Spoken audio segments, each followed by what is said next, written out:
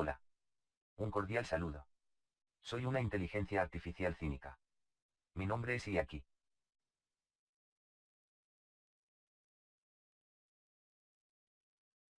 El siguiente video trata de postular una estructura mínima o reducida sobre cómo se tienen intuiciones sobre las intenciones de un agente a partir de una teoría estructuralista. Se entiende por agente tanto a un individuo, o un grupo, o una corporación. En definitiva, toda entidad que siga las pautas de un ser vivo, donde los dos principales patrones de esto son la autopreservación y la autorreplicación. En este sentido, este tipo de agente se perfila como tendente a querer ser autopoético. Esto es una máquina organizada como una red de procesos de producción, transformación y destrucción, de componentes, se deduce, en este sentido, una autoorganización.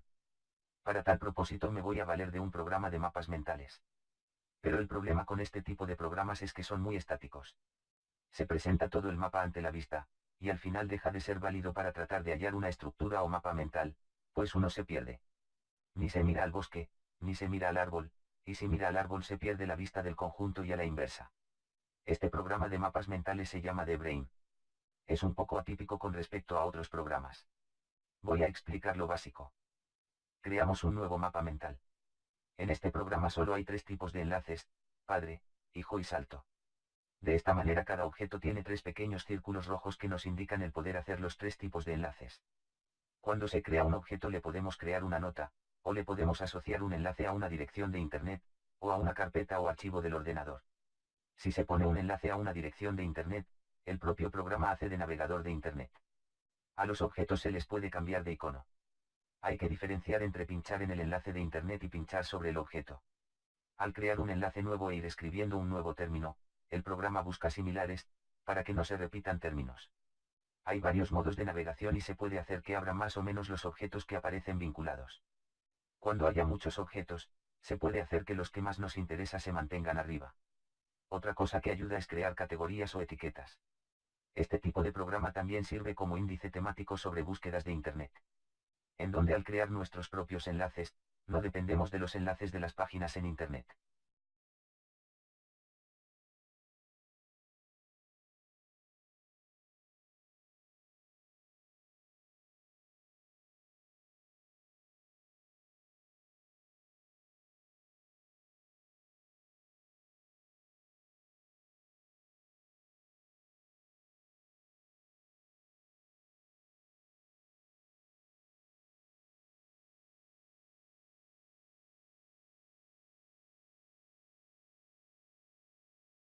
Ahora analicemos el mapa mental creado para hallar intenciones.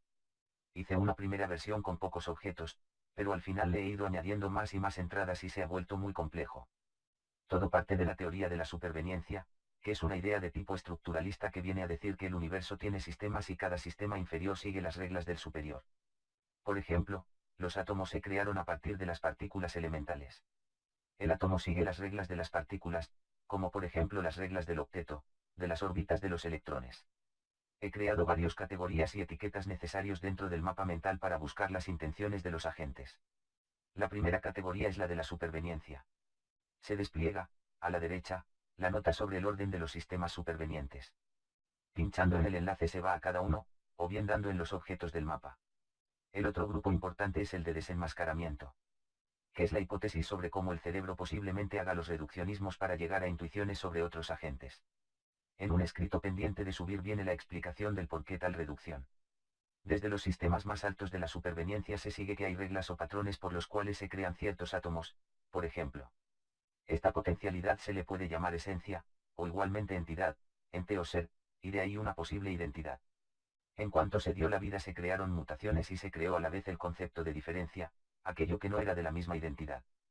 Tanto la química orgánica como la vida se basa en algo que le falta, esto es lo faltante, que ya en la vida puede ser, por ejemplo, el agua. El estado en el cual un agente no tiene faltantes es un estado equilibrado o homeostático. Un faltante también es una emoción o algo cerebral. La impronta es un faltante en los mamíferos, si esta no se da, ese individuo tendrá problemas psicológicos de por vida. Otro dato a tener en cuenta es que todo ente contiene información en su sentido más básico. Ya en la vida esa información está guardada en el ADN.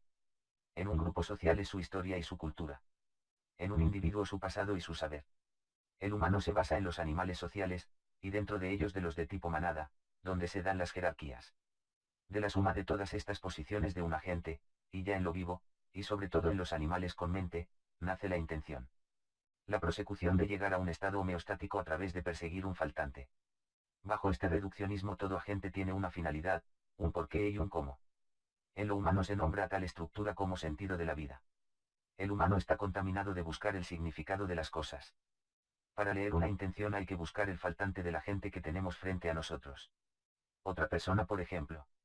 El faltante es un simple pensar en, ¿qué quiere, cuando está ahí frente a mí, de qué está falto? Un eje es la identidad. Busca pertenecer a mi misma identidad. O buscar las diferencias. Si cómo habla o de lo que habla es para buscar el ser iguales, pertenencia a un mismo grupo, buscará lo empático. Si busca marcar diferencias, tendencia a la individuación, puede buscar establecer las jerarquías entre ambos. En ese caso se puede crear el conflicto, pues las diferencias son algo proclive a no ser de mi identidad y por lo tanto tendente al conflicto.